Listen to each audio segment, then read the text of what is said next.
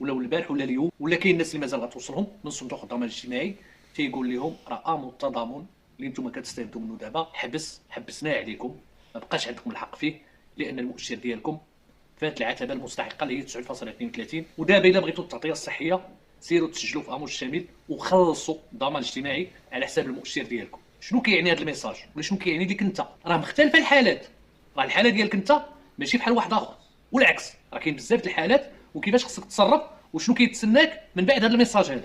اليوم غنعرفكم على هذه الحالات باش انت كل واحد جا هذا الميساج يعرف شنو تابعو ويعرف شنو خصو يدير وفين يمشي وشنو الخطوات اللي خصو يتبع من مور هذا الميساج هذا. تبع هذا الفيديو حتى تلقى الحاله ديالك انت اللي كتنطبق عليك والمواصفات ديالها فيك باش تعرف شنو كيتسناك وشنو خصك دير. الحاله الاولى هما الناس اللي دازوا من الرميد لامو التضامن وما داروا حتى حاجه، صافي قالوا دزنا من الرميد في الاخر ديال 2022 لامو التضامن وكنستافدوا من امو التضامن اللي ولا بلاصه الرميد رحنا بخير، ما دار حتى شي خطوه، ما تسجل حتى شي حاجه. هادو راه توقف ليهم امو التضامن لان المده ديال الرميد ديالهم اللي كان عندهم سالات، كان خصهم يتسجلوا في السجل الموحد ويجيبوا المؤشر قل من 932 ويدفعوا الامو التضامن. هاد ثلاثه ديال الخطوات كان خصهم يديروهم. منين جاهم هاد الميساج دابا وفيه كان المواصفات هذه اللي ذكرت، شنو خصك دير؟ ما تلتفتش لديك القضيه راه المؤشر ديالك جا طالع، انت ما عندكش اصلا المؤشر لان ما تسجلتيش. هذه كما قلت الحاله الاولى، واخا كان عندك رميد ودوزوك الامو التضامن خصك تسجل في السجل الاجتماعي الموحد انت والاسره ديالك وتسنى تيخرج ديك المؤشر. الا لقيتيه قل من 932 دفع الامو التضامن عادي وغتقبل وغتستافد. الحاله الثانيه اللي داخله في هذه نيت هما الناس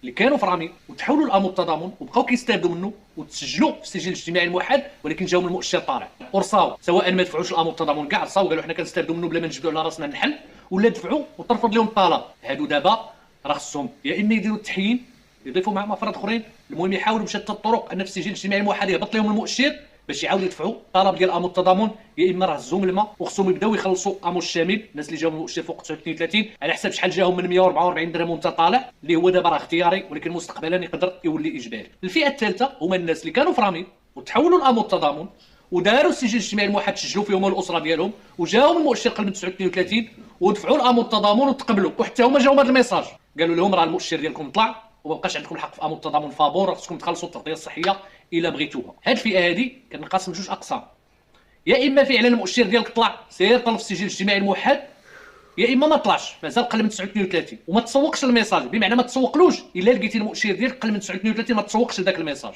راه يمكن عرموا عباد الله اللي عندهم امو التضامن وصيفطوا لهم باش اللي فيه الفز يقفز. اذا هذا اللي تسجل في السجل الاجتماعي الموحد والمؤشر ديالو كان هابط، جوج حوايج، يا اما راه مازال هابط ما عنده ما يدير، راه مسجل والمؤشر ديالو هابط، هذاك الميساج واخا وصلو راه ما كيعنيش، يا اما المؤشر ديالو طلع وما ساقش اخبار. خصو يطل على السجل الاجتماعي الموحد، الا لقى المؤشر ديالو طالع قالوا جوج حلول، يا يدير تحيين يحاول يعاود يهبطوا ولا يدخل معاه شي واحد، ولا كان شي واحد خرج على حساب بغى يستافد بوحدو من الدعم ولا شي حاجه يحاول يعاود يرجعوا ولا يحاول يدخل معاه واحدين اخرين، المهم يدير كاع الطرق اللي كتهبط المؤشر اللي تكلمنا عليها. يا اما سيدي راه الا طلع ليه المؤشر فوق 39 كما قلنا قبل خصو يبدا يخلص الا بغى التغطيه الصحيه حسب امو الشامل اللي ولا جديد ديال الناس اللي غيخلصوا على حساب المؤشر ديالهم طالع. الفئه الثالثه ولا الرابعه هما الناس اللي ما كانوش في رامي ولكن تسجلوا ملي داروا السجل الاجتماعي الموحد تسجلوا فيهم الاسره ديالهم وجاهم المؤشر قل من 39 ودفعوا الامو التضامن وتقبلوا، وجاهم هذا الميساج حتى هما تيقول لهم راه طلع لكم المؤشر وما بقاش عندكم الحق في امو التضامن، سيروا الامو الشامل وبداو تخلصوا.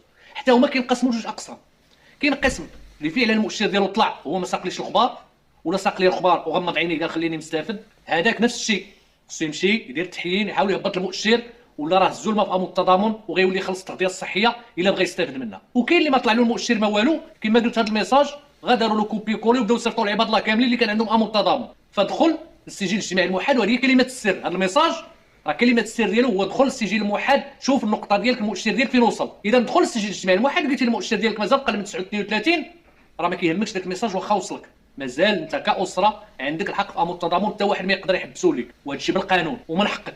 اذا هذه في المجمل هي الحالات اللي كتخص هذا الميساج هذا اللي كما قلت رجال الناس من البارح ومازال كيجيهم اليوم وكاين اللي غيجيه مستقبلا اللي كيقول راه حبسنا لك امو التضامن دوز مولاي الزين تخلص دابا الا بغيتي التغطيه الصحيه. هذه هي الحالات اللي كاينه ولا اللي يمكن تكون على حسب كل واحد وشنو خصو يدير وشنو خصو يتصرف. وشحال الناس كيتسائلوا على التوقيت ديال هذا الميساج وشنو كيعني، واش كيعني ان الدوله ولا الحكومه هزات يدي على امو التضامن وغتقلب كل شيء يولي يخلص؟ واش كيعني ان بزاف الناس غيوليو يخلصوا؟ ممكن كاع اللي غيجي في المؤشر فوق 39 راه غيولي يخلص، هذا اكيد، سواء الا عنده شي حرفه راه غيخلص عليه مع العمال غير الاجراء والا ما عندوش راه خصو يخلص على المؤشر ديالو شحال ما طلع فوق 39 شحال ما كيطلع الخلاص. وبالنسبه للتوقيت علاش التوقيت بالضبط؟